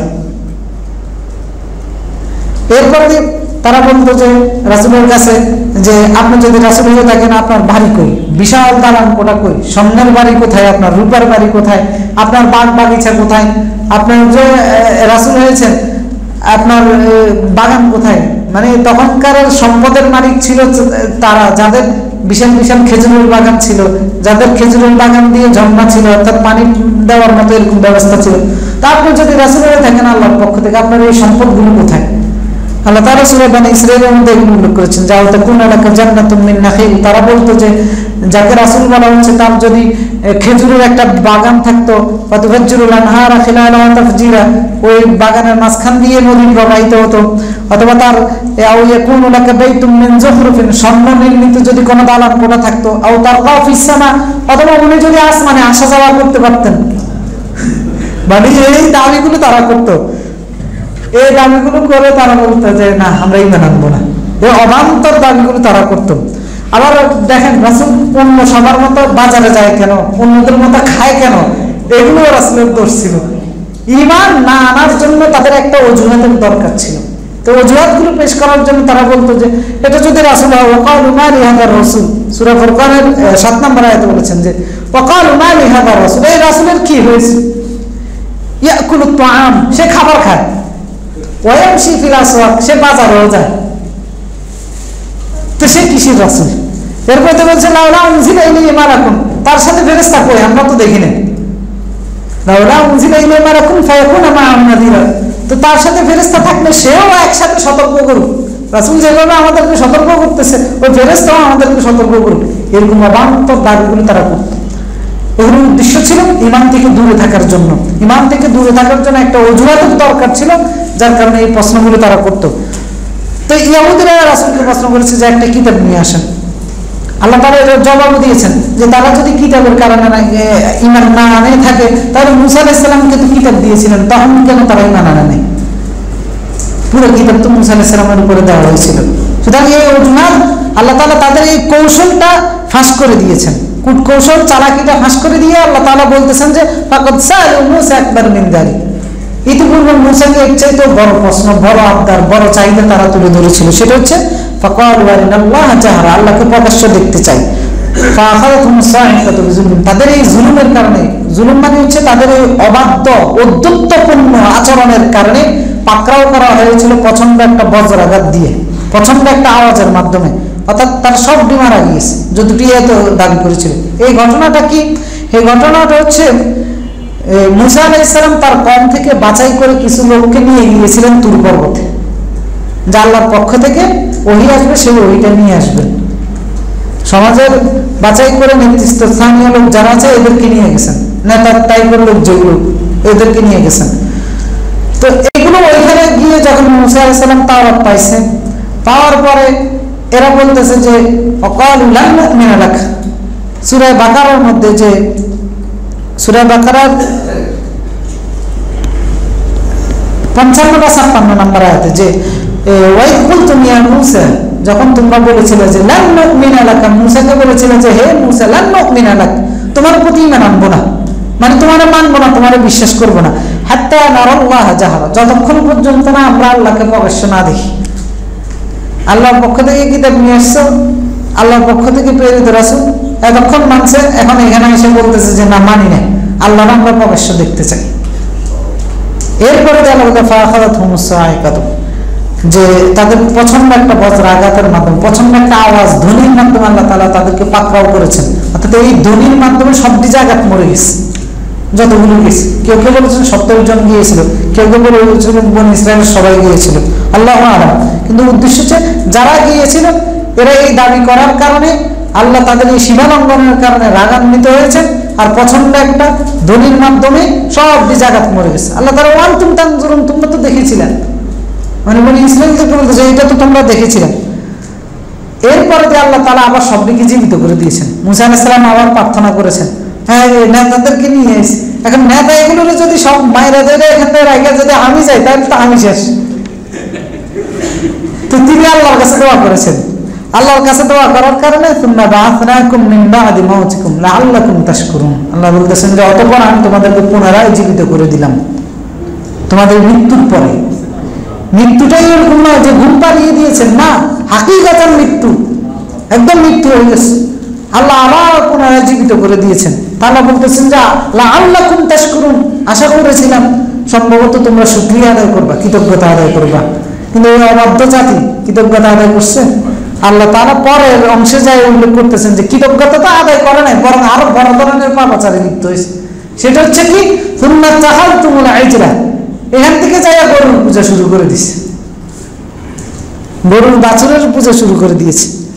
মিন বা'দি মা জাআতকুমুল বাইয়িনাত, মুসা আলাইহিস সালামের পক্ষ থেকে সুস্পষ্ট প্রমাণ, দলিল, নীতিমালা, তাওরাত নিয়ে আসার পরেও তারা গরু বাছুরের পূজা শুরু করে দিয়েছে আল্লাহর ইবাদত বাদ দিয়ে, অর্থাৎ শিরকের মধ্যে লিপ্ত হয়েছে। তা আল্লাহ তাআলা সেটার জন্য তাদেরকে পাকড়াও করেছেন। পাকড়াও হচ্ছে আল্লাহ তাআলা শর্ত দিয়েছেন তাদেরকে তাওবা করার জন্য। তো সেই তাওবাটা ছিল যে তারা, এটা সূরা বাকারার এই 50 নম্বর আয়াতের পর থেকে আলোচনা করেছেন। এটাও সম্ভবত সূরা বাকারার 54 নম্বর আয়াতে আল্লাহ তাআলা উল্লেখ করেছেন যে ওয়াইদ ক্বালা মূসা লিকাওমিহি ইয়া কওম, মুসা আলাইহিস সালাম তার কওমকে বলল গরু বাছুর পূজা করার পরে যে হে কওম ইন্নাকুম যালামতুম আনফুসাকুম, তোমরা নিজেদের উপর জুলুম করেছো, অর্থাৎ শিরক করেছো, নিজেদের উপর জুলুম করেছো। বিত্তিখাদিকুমুল ইজলা, গরুর বাছুরকে ইলাহ হিসেবে গ্রহণ করার মাধ্যমে নিজেদের উপর জুলুম করেছো। ফাতুবু ইলা বারিকুম, অতএব তোমাদের স্রষ্টার কাছে তওবা করো যদি বাঁচতে চাও। এরপরে তারা কি ফাকতুলু আনফুসাকুম, কাফারা হিসেবে নিজেরা নিজেদেরকে হত্যা করবা। তওবা এই নয় যে মুখে শুধু বললে আল্লাহ মাফ করে দিবে, না, বরং এই অপরাধের কারণে দুনিয়াবি একটা শাস্তি আছে, সেটা হচ্ছে নিজেরা নিজেদেরকে হত্যা করতে হবে। বনি ইসরাঈল নিজেরা নিজেদেরকে হত্যা করেছে, না, আল্লাহ মাফ করবে না। এরপরে আল্লাহ যালিকুম খায়রুল লাকুম ইনদা বারিকুম ফাতাবা আলাইকুম, এরপরে আল্লাহ তাদেরকে ক্ষমা করে দিয়েছেন। ঠিক মুহাম্মদের উম্মতের আমাদের জন্য এটা কত বড় নিয়ামত, যে কোনো পাপ করলে আল্লাহর কাছে তাওবা করলেই দুনিয়াবি শাস্তি যারা আল্লাহ মাফ করে দেয়। কিন্তু অন্য জাতির বনি ইসরাঈলদের কাছে এগুলো মাফ করতো না, দুনিয়াবি শাস্তি পেতে হতো। তো এই যে দেখেন ওখান থেকে এসে এটা অবদ্ধতা করলো, এরপর আল্লাহ তাআলা বলতেছেন ফাআফাউনা আন যালিক, এরপর তাদেরকে ক্ষমা করে দিয়েছে। তো 153 নম্বর আয়াতে আল্লাহ শেষের দিকে বলতেছেন ওয়াতাইনা মূসা সুলতানাম মুবিনা, মূসাকে আমি সুস্পষ্ট সুলতান দিয়েছিলাম, বাইয়িনাত দিয়েছিলাম, প্রমাণ দিয়েছিলাম, অর্থাৎ তাওরাতের কথা আল্লাহ তাআলা উল্লেখ করতেছেন যে সুস্পষ্ট প্রমাণ দিয়েছিলাম। তো এই আয়াতে যেটা আমাদের শিক্ষা সবচেয়ে বড়, সেটা হচ্ছে যে অবান্তর কোনো প্রশ্ন করা যাবে না, বিশেষ করে আলেম ওলামাদেরকে, অথবা কাউকে খাটো করার জন্য, তুচ্ছ তাচ্ছিল্য করার জন্য কোনো প্রশ্ন করা যাবে না। আপনার জানার প্রয়োজন প্রশ্ন করবেন, কারণ অনেক সময় প্রশ্ন আমরা করি উদ্দেশ্য জানা নয়, হয় বক্তাকে খাটো করা, না হয় অন্য কাউকে খাটো করা। কারণ প্রশ্ন করার মাধ্যমে আশা করা এমন একটা জবাব আসবে যে জবাবের মাধ্যমে আমি প্রতিপক্ষকে ঘায়েল করব। এইরকম প্রশ্ন অনেক উদ্দেশ্যে করা হয় থাকে। অনলাইনের জগৎ তো এখন যে প্রশ্নগুলো, প্রশ্নের উত্তরে আলেম ওলামারা দিচ্ছে, প্রশ্ন করার ধরন দেখে আমরা এগুলো বুঝতে পারি। কারণ এক আলেমকে আরেক আলেমের পিছনে লাগাই দেওয়ার জন্য প্রশ্ন করে, এবার প্রশ্ন উত্তর দেয় এই আলেমে, এবার এর উত্তরটা নিয়ে দেখেন আপনার কেমনে বলছে। এই উদ্দেশ্য প্রণোদিতভাবে প্রশ্ন করা যাবে না, কারণ আল্লাহ রাসূল বলেছেন যে তোমাদের পূর্বে অনেক জাতি ধ্বংস হয়ে গিয়েছে এইরকম উদ্দেশ্য প্রণোদিতভাবে হেয় প্রতিপন্ন করার জন্য, উত্তর না জানার জন্য, ফিতনা করার জন্য প্রশ্ন করার কারণে তোমাদের পূর্বে অনেক জাতি ধ্বংস হয়েছে। আর আমরাও ধ্বংস হয়ে যাচ্ছি এই কারণে। আমাদের মধ্যে এই প্রবণতাটা অনেক বেশি। আপনার মুরব্বী যারা হয়তো অনলাইনের খবর রাখেন না, তারা জানেন না, যারা ইয়াং আছে এরা সবাই খুব ভালো করে জানে। অনেক বড় বড় শায়েখদেরকে প্রশ্ন করা হয় আরেক শায়েখের বিরুদ্ধে, আরেকজন আলেমের বিরুদ্ধে প্রশ্ন করা হয় এই আলেমকে হেয় প্রতিপন্ন করার জন্য, তুচ্ছ তাচ্ছিল্য করার জন্য। তো এইগুলো প্রশ্ন নয়, এগুলোর মাধ্যমে আমাদের কোনো উপকার হবে না, বরং আমাদের জন্য ধ্বংসই হবে। এরপরে আরেকটা জিনিস আমরা এখানে জানলাম যে কিতাব আল্লাহ কেন ধীরে ধীরে নাজিল করেছেন, কেন একসাথে নাজিল করেন নাই। এরপরে জানলাম যে শিরিক করলে সেটা কারণে আল্লাহ তাআলা কত বেশি রাগান্বিত হতে পারেন এবং কত বড় শাস্তি আল্লাহ তাআলা দিতে পারেন। এরপর আরেকটা জিনিস জানলাম যে এই দুনিয়াতে আল্লাহকে সরাসরি দেখা সম্ভব নাকি সম্ভব নয়, সম্ভব নয়। কারণ অনেক হুজুর আবার ওয়াজ করে অমুকে আল্লাহরে দেখছে স্বপ্নে এতবার, এটাতে এতবার ততবার। তো সেই জন্য এই সমস্ত কথাবার্তাগুলো একান্তই বানোয়াট, মিথ্যা এবং মন গড়া কথাবার্তা ছাড়া আর কিছু নয়। কারণ আল্লাহকে দুনিয়াতে দেখা সম্ভব নয়। যেখানে বনি ইসরাইল আবদার করার কারণে সব দিন মরিস, তো সেইখানে ঘুমের মধ্যে থেকে দেখে ফেলতেছে। সেই জন্য এগুলো অবান্তর কথাবার্তা, এগুলো ইমান নষ্ট করে দিবে, আমলও নষ্ট করে দিবে, বরবাদ করে দিবে। তো এই সমস্ত বিষয়গুলি থেকে দূরে থাকতে হবে নিজের ইমানকে হেফাজত করার জন্য। এরপরের আয়াতে 154 নম্বর আয়াতে মুসা আলাইহিস সালামকে আল্লাহ তাআলা যে কিতাব দিয়েছেন, বনি ইসরাইল বা ইহুদিরা খুব আনন্দ চিত্তে সেই কিতাবকে গ্রহণ করেছিল। বিষয়টা কি এমন ছিল, মুহাম্মদ সাল্লাল্লাহু আলাইহি সাল্লামের কাছে এসে যে তারা কিতাব চাচ্ছে যে একটা কিতাব নিয়ে আসেন। তো মুসা আলাইহিস সালামকে যে কিতাব আল্লাহ তাআলা দিয়েছেন ওই কিতাব কি তারা নাচতে নাচতে নিয়ে গিয়েছিল? বিষয়টা কি এরকম ছিল? তারা ওই কিতাব নিতেও চায় নাই। আল্লাহ তাআলা বলতেছেন যে পরের আয়াতে যে ওই কিতাবের কথা বলতেছেন, তার পাশাপাশি কয়টা তাদের সীমা লঙ্ঘনের কয়েকটা উদাহরণ আল্লাহ তাআলা এর পরের আয়াতে দিয়েছেন। 154 নম্বর আয়াতে বনি ইসরাইলের সীমা লঙ্ঘনের কয়েকটা বর্ণনা দিয়েছেন। ওয়ারাফানা ফাওকাহুম তুর বিমিসাকিহিম وقلنا لهم ادخلوا الباب سجدا وقلنا لهم لا تعدوا في السبت واخذنا منهم ميثاقا غليظا। আল্লাহ তাআলা বলতেছেন যে ওয়ারাফানা ফাওকাহুম তুর, তাদের মাথার উপরে তুর পর্বতকে তুলে ধরেছিলেন। কাদের মাথার উপরে? বনি ইসরাইলের মাথার উপরে, বিমিসাকিহিম অঙ্গীকারের জন্য। ওয়াকুলনা লাহুম উদখুলুল বাব, এবং আল্লাহ তাআলা বলতেছেন আরেকটা, তাদেরকে বলা হয়েছিল যে দরজা দিয়ে প্রবেশ করো সিজদারত অবস্থায়। আরেকটা হচ্ছে ওয়াকুলনা লাহুম, এবং তাদেরকে আমরা বলেছিলাম লা তা'দু ফিস সাবত, শনিবারের ব্যাপারে সীমা লঙ্ঘন করবে না। 3 নম্বর ওয়া আখাযনা মিনহুম মিথাকান গালিযা, এবং তাদের কাছ থেকে দৃঢ় প্রতিজ্ঞা গ্রহণ করেছিলাম। এখানে 3টা অপরাধের কথা আল্লাহ তাআলা বলেছেন। ওয়া রাফা'না ফাওকাহুম তুর, অর্থাৎ তাদের মাথার উপরে অঙ্গীকারের সময় তুর পর্বতকে তুলে ধরেছিলেন। এটা কেউ কেউ বলেছেন তাদেরকে যে তাওবা করার জন্য বলেছেন, তাওবা করতেছে না যে তখন তুর পর্বতকে তুলে ধরে বলছে তাওবা কর। আবার কেউ কেউ বলেছেন যে তাওরাত যখন তাদেরকে দেওয়া হয়েছিল তখন তাওরাত তারা নিতে চাচ্ছিল না, তাওরাতের উপর আমল করতে রাজি নয়। অকালু সামি'না ওয়া আসাইনা, শুনলাম মানব না, এত বাধ্য ছিল। তো তখন আল্লাহ তাআলা তুর পর্বতের তাদের মাথার উপরে তুলে ধরছেন। খুযু মা আতাইনাকুম, সূরা বাকারার 63 নম্বর আয়াত এবং 93 নম্বর আয়াতে আল্লাহ তাআলা বলেছেন ওয়া ইযা আখাযনা মিথাকাকুম ওয়া রাফা'না ফাওকাকুম তুর, স্মরণ করো ওই সময়ের কথা যখন আমি তোমাদের থেকে অঙ্গীকার গ্রহণ করেছিলাম এবং তোমাদের মাথার উপরে তুর পর্বতকে তুলে ধরেছিলাম। খুযু মা আতাইনাকুম বিকুওয়া, এবং যা আমি তোমাদেরকে দিয়েছি সেটা দৃঢ়ভাবে, শক্তিশালীভাবে, শক্তভাবে আঁকড়ে ধরো। অর্থাৎ এই তাওরাতকে আঁকড়ে ধরো। তুর পর্বতকে তুলে ধরে বলছেন ধরবি কিনা বল। এরপরে তারা মেনে নিয়েছিল, কিন্তু মেনেছে না, জনপদে যায় গরুর পূজা শুরু করে দিচ্ছে। আরো যত ধরনের কিতাবের অবাধ্যতা হওয়া যায় সবগুলো করছে। তাহলে তারা বলতেছেন যে তাদের অপরাধের বর্ণনা দিচ্ছেন এখানে, যে পুরো কিতাব যখন তাদেরকে দেওয়া হয়েছিল তখন কি তারা মানছে নাকি? তখনও মানে না। এরপরে আল্লাহ তাআলা বলতেছেন তাদের অঙ্গীকার নেওয়া হয়েছিল। অঙ্গীকারের সময় আল্লাহ তাআলা বনী ইসরাঈলদের থেকে অঙ্গীকার নিয়েছিলেন। কি অঙ্গীকার ছিল সেইটা আল্লাহ তাআলা সূরা বাকারার 83 নম্বর আয়াতে বলেছেন ওয়া ইযা আখাযনা মিথাকা বনী ইসরাঈল, যে আমি বনী ইসরাঈল থেকে অঙ্গীকার নিয়েছিলাম লা তা'বুদুনা ইল্লাল্লাহ, তোমরা আমি এক আল্লাহ ছাড়া আর কারো ইবাদত করবে না। ওয়া বিল ওয়ালিদাইনি ইহসানা, পিতামাতার সাথে সদাচরণ করবা। অবিধিল করবা, নিকট আত্মীয়র সাথে, এতিম মিসকিনদের সাথে। ওয়াকুলু লিন-নাসি হুসনা, মানুষের সাথে সুন্দরভাবে কথা বলবা, নামাজ পড়বা, যাকাত দিয়ে দিবা। এইগুলো অঙ্গীকার আল্লাহ তাআলা নিয়েছেন। 84 নম্বর আয়াতে বলেছেন আর অঙ্গীকার নিয়েছি লা তাসফিকুনা দিমাকুম, নিজেরা মারামারি করবা না, নিজেরা নিজেদের ভাইদেরকে বের করে দিবা না। এই অঙ্গীকারগুলো নেওয়ার সময় আল্লাহ তাআলা তুর পর্বতকে তুলে ধরেছিলেন, কিন্তু তারা এই অঙ্গীকারগুলো ভঙ্গ করেছে। নিজেরা মারামারি করেছে, নিজেরা নিজেদের ভাইদেরকে বের করে দিয়েছে। মানে অভ্যন্তরীণ কন্দল তাদের মধ্যে অনেক বেশি ছিল, যে এরকম কন্দল আমাদের মুসলিম উম্মার মধ্যে এখন আছে।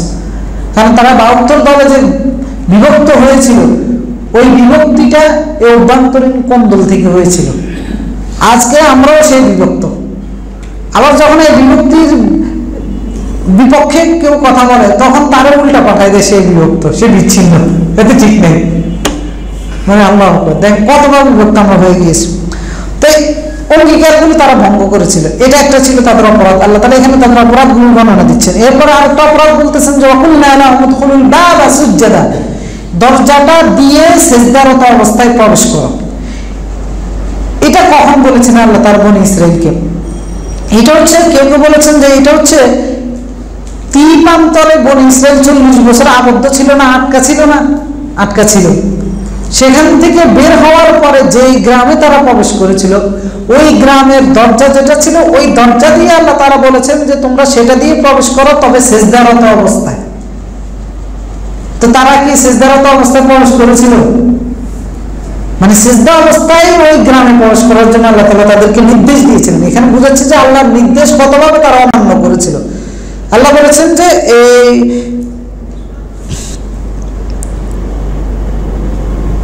সূরা বাকারার 58 নম্বর আয়াতে আল্লাহ তাআলা সেটা উল্লেখ করেছেন যে ওয়াইদ কুল্লাত খুলু হাদিহিল কারিয়া, যখন আমি তাদেরকে বললাম যে এই গ্রামে তোমরা প্রবেশ করো, ফাকুলু মিনহা হাইথু শিতুম, এবং সেখানে যেখানে ইচ্ছে সেখান থেকে খাও, ওয়াদখুলুল বাবা সুজ্জাদা, এবং সিজদারত অবস্থায় দরজাটা দিয়ে প্রবেশ করো, ওয়াকুলু হিত্তাতুন নাগফির লাকুম খাতায়াকুম, মুখ দিয়ে বলবা হিত্তাতুন শব্দটা, তাহলে নাগফির লাকুম খাতায়াকুম, আমি তোমাদের অপরাধগুলো মার্জনা করে দেব।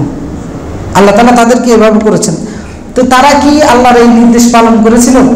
পালন করে নাই। আল্লাহ তাআলা বললেন ফাবাদদালাল্লাযীনা যালামু ক্বাওলান গায়রাল্লাযী কিলা লাহুম, এই জালেমরা তাদেরকে যেটা করতে বলা হয়েছিল ওই কথা পরিবর্তন করে দিস। আল্লাহ একটা মুখ দিয়ে কি উচ্চারণ করবে সেটাও বলছেন, এবং শারীরিকভাবে কি কাজ করবে সেটাও বলে দিয়েছেন। শারীরিকভাবে সিজদারত অবস্থায় দরজা দিয়ে প্রবেশ করবে, মুখ দিয়ে হিন্তাতুন শব্দটা বলবে। তারা দুইটাই অমান্য করেছে। দুইটা অমান্য করেছিল কিভাবে? যে আল্লাহ বলেছেন সিজদারত অবস্থায় প্রবেশ করার জন্য, তো তারা কি করেছে? আবু হুরায়রা থেকে বর্ণিত রাসূল সাল্লাল্লাহু আলাইহি ওয়াসাল্লাম বলেছেন যে তারা সিজদা না করে হামাগুড়ি দিয়ে প্রবেশ করেছে। আবার ইবনে মাসউদ বলতেছেন যে সিজদা করতে হলে তো মাথা নত করতে হয় না, মাথাটা নত না করে মাথাটা সোজা রেখে প্রবেশ করছে। আবার কেউ কেউ বলতেছেন যে আগে পাটা ঢুকে দিচ্ছে, মানে সিজদা যায় না। এরপর আল্লাহ বলেছেন এটা তো শারীরিকভাবে করবেন, মুখ দিয়ে বলার জন্য বলেছেন হিত্তাতুন। হিত্তাতুন এটা আরবি শব্দ না, এটা সম্ভবত ওই সময়ে তারা যে ভাষা ব্যবহার করত ওই ভাষার শব্দ। এই শব্দের অর্থটা কি এটা নিয়ে মুফাসসিরগণ বলেছেন যে এই শব্দটার অর্থ ছিল এইটা যে আল্লাহ আপনি আমাদেরকে ক্ষমা করুন। মানে ওই ভাষার শব্দ অর্থ ছিল এটা যে আল্লাহ আপনি আমাদেরকে ক্ষমা করুন। আবার কেউ কেউ বলেছেন যে এই ভাষার অর্থ হচ্ছে এটা যে আমরা আপনার কাছে ক্ষমা চাচ্ছি। আবার কেউ কেউ বলেছেন যে এই শব্দটার অর্থ ছিল এইটা যে আল্লাহ ছাড়া কোনো ইলাহ নাই।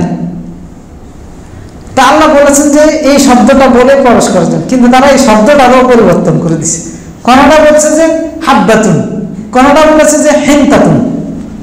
হাব্বাতুন মানে হচ্ছে দানা, আর হেন্তাতুন হেন্তা বলা হয় থাকে সেটা হয়তো গমের অথবা কোনো কিছু দানাদার কোনো পণ্যকে। তো তারা ওইগুলো বলে, তো দুইটা জায়গায় আল্লাহর সীমা, আল্লাহর অবাধ্য হয়েছে।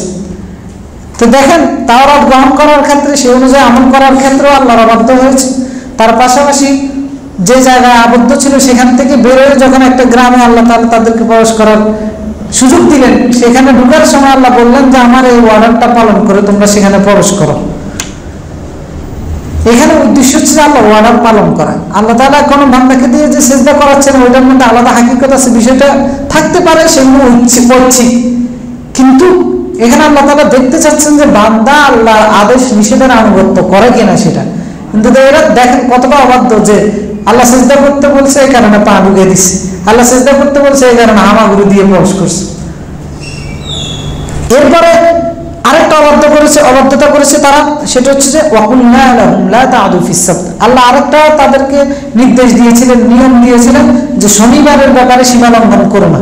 সেটা আমরা সবাই জানি, শনিবারের ব্যাপারে সীমা লঙ্ঘন হচ্ছে যে তাদেরকে শনিবারের দিন মাছ ধরতে নিষেধ করা হয়েছিল। এটা তাদের সম্মানিত দিন ছিল, ওই দিন তারা ইবাদত বান্দিগি করবে, ওই দিন যেন কোনো শিকার না করে। তো তারা শনিবারের দিন ওই যে সরাসরি অমান্য করে নাই, নিজেদের বুদ্ধি চল চাতুরির আশ্রয় নিয়ে শনিবারের দিন কি করতো, দরিয়াতে মাছ আসলে জাল ফেলে নদীর মধ্যে রেখে দিত, সাগরের মধ্যে রেখে দিত, জাল দিয়ে মাছগুলোকে আটকে রাখতো। রোববার আসলে এবারে সেইগুলোকে তুলে নিয়ে আসতো। যে শনিবারে তো আমরা স্বীকার করি নাই, মানে শুধু পানির থেকে তোলে নাই, এইটুকু। এইভাবে শনিবারের ব্যাপারও সীমালঙ্ঘন করেছে, আল্লাহ শাস্তি দিয়ে বানর বানিয়ে দুনিয়ার থেকে বিদায় করে দিয়েছেন। তো এভাবে তারা আল্লাহর অবাধ্য হয়েছে। এরপরে আরেকটা অবাধ্য, আল্লাহ তাআলা দৃঢ় প্রতিজ্ঞা তাদের কাছ থেকে গ্রহণ করেছিলেন, সেই প্রতিজ্ঞা তারা ভঙ্গ করেছে। আল্লাহর সাথে শিরক করবে না, আত্মীয় স্বজনের সঙ্গে সম্পর্ক রাখবে, মানুষের সাথে ভালো ব্যবহার করবে, যাকাত দিবে, সালাত আদায় করবে। তো এই অঙ্গীকারগুলো তারা ভঙ্গ করেছে। তো 154 নম্বর আয়াতে আল্লাহ তাআলা আল্লাহর অবাধ্য হওয়ার যে জায়গায় তারা আল্লাহর অবাধ্যতা করেছে ওই জায়গাগুলোর বর্ণনা দিয়েছেন, এবং প্রত্যেকটা অবাধ্যতার জায়গায় আল্লাহ তাদেরকে শাস্তি দিয়েছেন। প্রত্যেকটা জায়গায় আল্লাহ তাআলা তাদেরকে শাস্তি দিয়েছেন। যে কাজে অমান্য করেছে সেটার জন্য আল্লাহ তাআলা কিন্তু তাদেরকে শাস্তি দিয়েছেন। তো এই আয়াত থেকে শিক্ষা কি? যে কোনো অবস্থায় আল্লাহর আদেশ এবং নিষেধের অমান্য না করা। কারণ যে কোনো সময় আল্লাহর আদেশ এবং নিষেধ আমি যদি অমান্য করি, ওই মুহূর্তে আমার উপরে শাস্তি আসতে পারে, ওই মুহূর্তে শাস্তি আমার উপর আসতে পারে।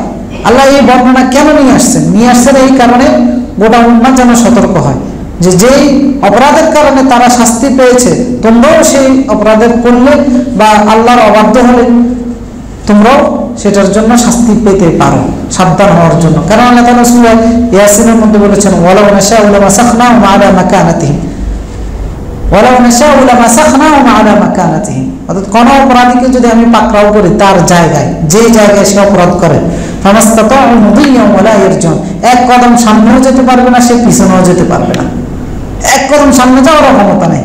কিন্তু আল্লাহ ওয়ায়াফু আন কাসীর, অধিকাংশ আল্লাহ আমাদেরকে ক্ষমা করে দিচ্ছেন, যার কারণে আপনি আজকে অপরাধ করে পরের দিন আবার দিদারসে চলতেছেন। এটা আল্লাহর ক্ষমা পাওয়ার কারণে। আল্লাহ তাদেরকেও ক্ষমা করেছেন, কিন্তু তাদেরকে একটা শাস্তি দিয়েছেন। আমাদেরকে আল্লাহ শাস্তি না দিয়ে ক্ষমা করে দিচ্ছেন। সুতরাং এটাকে আল্লাহ দুর্বলতা না ভাবাও, যে আল্লাহ অপরাধ করতেছি কিছু তো হচ্ছে না, মানে এটাকে আল্লাহ দুর্বলতা যেন না ভাবে। কারণ আল্লাহ শাস্তি দেন অত্যন্ত কঠিন। ইন্না বাতশা রাব্বিকা লাশাদীদ, তোমার রবের পাকড়াও অত্যন্ত কঠিন। লা ইউআযযিবু ফায়াউমাইযিন লা ইউআযযিবু আযাবাহু আহাদ, তিনি যেভাবে শাস্তি দিতে পারেন কেউ দিতে পারে না। ওয়ালা ইউযিকু ওয়াসাকাহু আহাদ, তিনি যেভাবে ভাবতে পারেন শাস্তি দেওয়ার জন্য কেউ ভাবতেও পারবে না সেভাবে। আল্লাহর ধরা কিন্তু অত্যন্ত কঠিন। সুতরাং আল্লাহর ধরা থেকে বেঁচে যাচ্ছেন, এইটাকে দুর্বলতা না ভাবা, বরং আল্লাহর শাস্তিকে ভয় করা। আল্লাহর হুকুম পালন করতে যদি অলসতা দেখান, সেখানে আল্লাহর শাস্তি আসতে পারে। আল্লাহর নিষেধ থেকে বিরত থাকতে গিয়ে যদি অবহেলা করেন অথবা সেটা তোয়াক্কা না করেন, সেখানেও আল্লাহ শাস্তি আসতে পারে।